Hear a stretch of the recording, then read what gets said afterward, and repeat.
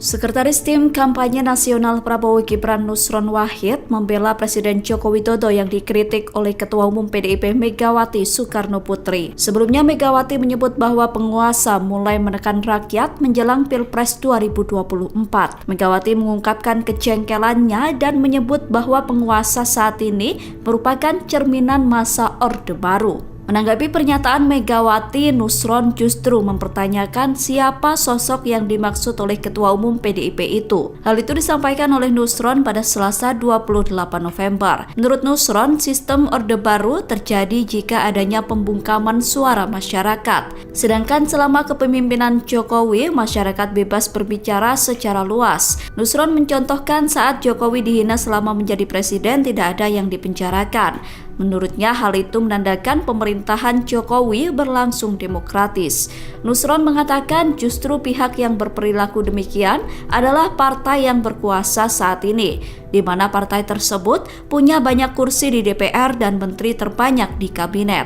Nusron menegaskan agar jangan hanya karena Jokowi tidak mau dijadikan petugas partai, maka pihak terkait menuduh ada perilaku Orba. Ia kemudian mempertanyakan siapa sosok yang sebenarnya menerapkan Orba. Presiden Joko Widodo memberikan respon terkait kritikan Megawati Soekarno Putri. Sebelumnya Megawati menyebut bahwa penguasa saat ini seperti masa Orde Baru. Menurut Megawati, menjelang Pilpres 2024 pemerintah bersikap sewenang-wenang. Hal itu disampaikan Megawati dalam acara Rapat Koordinasi Nasional Relawan Ganjar Mahfud Senin 27 November lalu.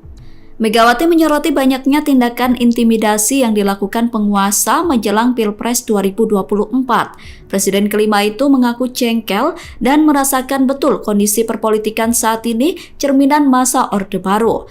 Menanggapi kritikan dari ketua partainya, Jokowi hanya tersenyum. Tanggapan itu disampaikan oleh Jokowi selesai menghadiri acara Gerakan Tanam Pohon Bersama di kawasan industri Pulau Gadung, Jakarta Timur, Rabu 29 November.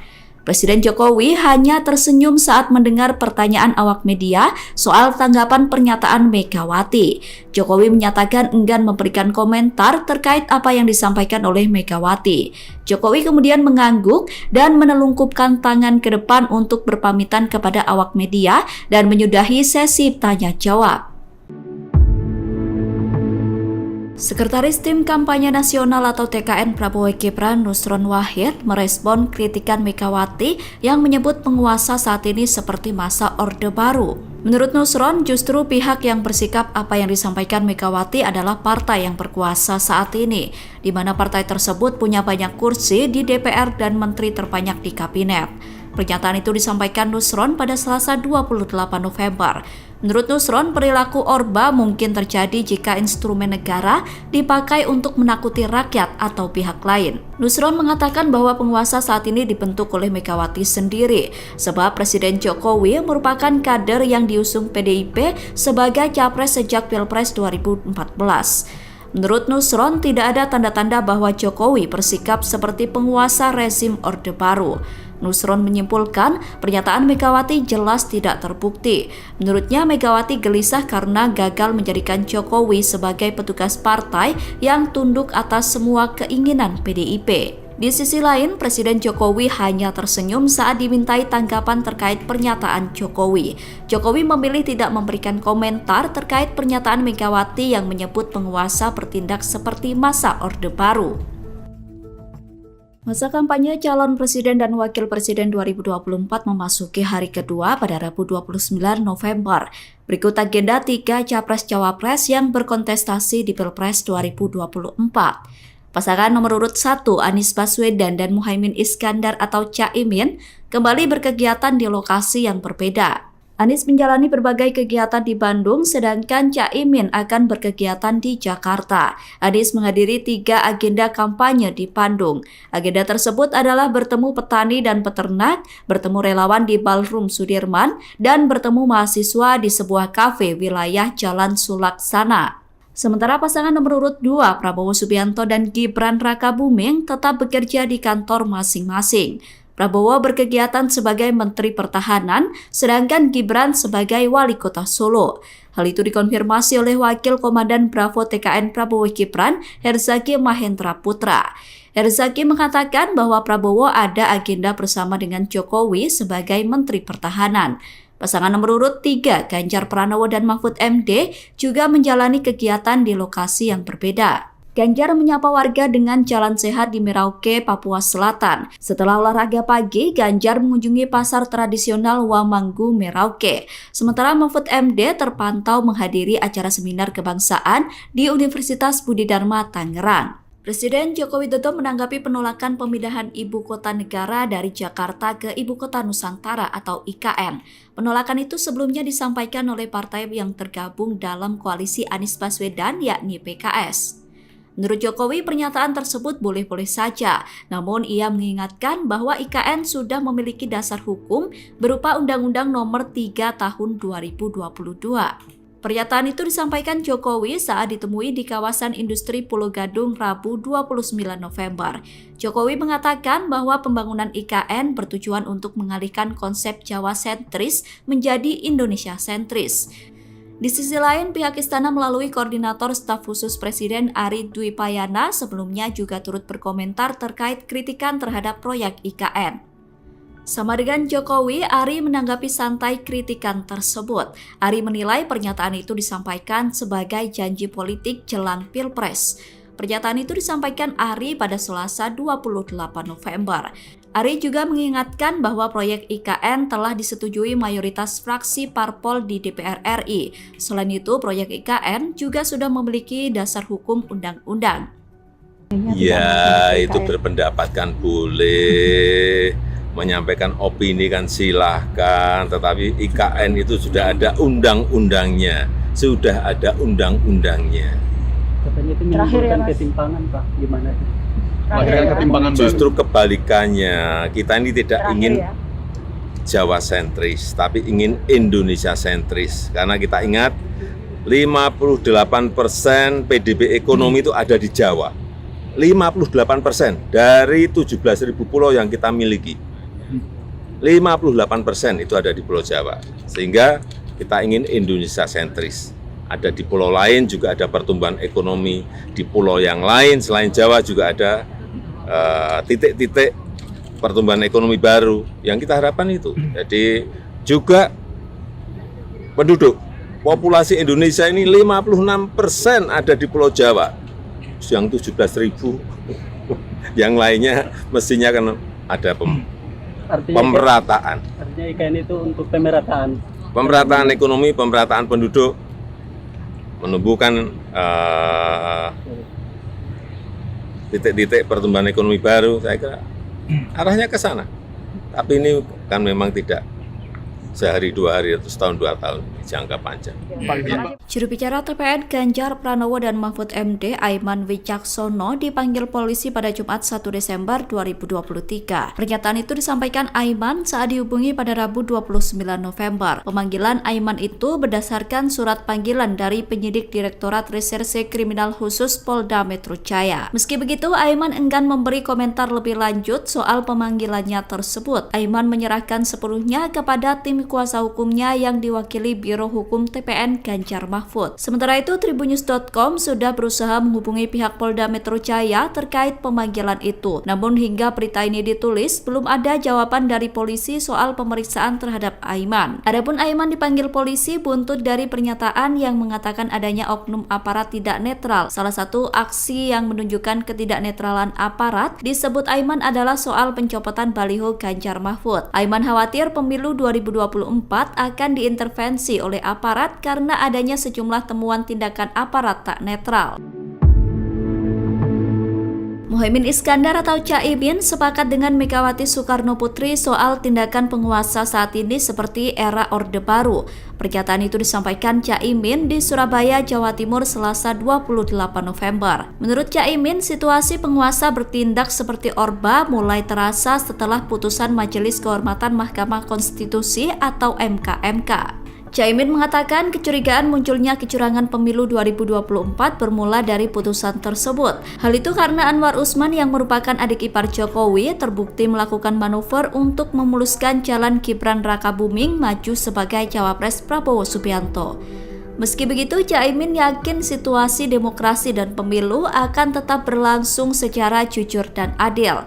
Caimin mengatakan terus menyuarakan keresahan dan mengawasi proses yang berlangsung saat ini dapat mengurangi tekanan-tekanan dari penguasa. Sebelumnya, Megawati memberikan kritikan tajam kepada pemerintahan Presiden Jokowi. Kritikan itu disampaikan oleh Megawati saat rapat koordinasi nasional relawan Ganjar Mahfud. Megawati mengaku jengkel menghadapi situasi saat ini. Menurut Megawati, penguasa saat ini bertindak layaknya rezim Orde Baru.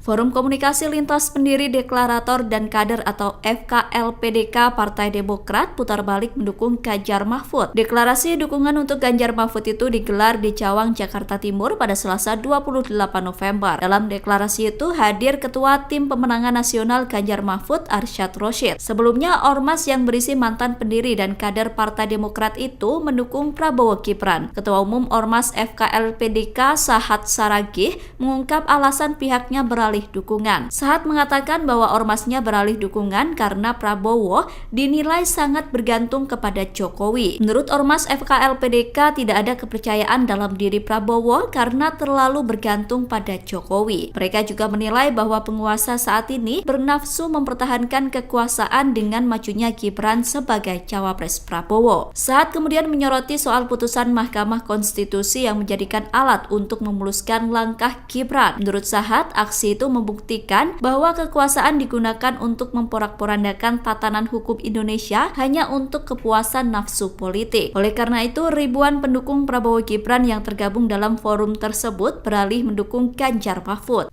Kubu Ganjar Pranowo dan Mahfud MD menargetkan bisa memenangkan Pilpres dalam satu putaran. Pernyataan itu disampaikan oleh Ketua TPN Ganjar Mahfud Arsyad Rashid pada Selasa 28 November. Arsyad mengatakan bahwa kubu Ganjar Mahfud mempunyai target ambisius tersebut.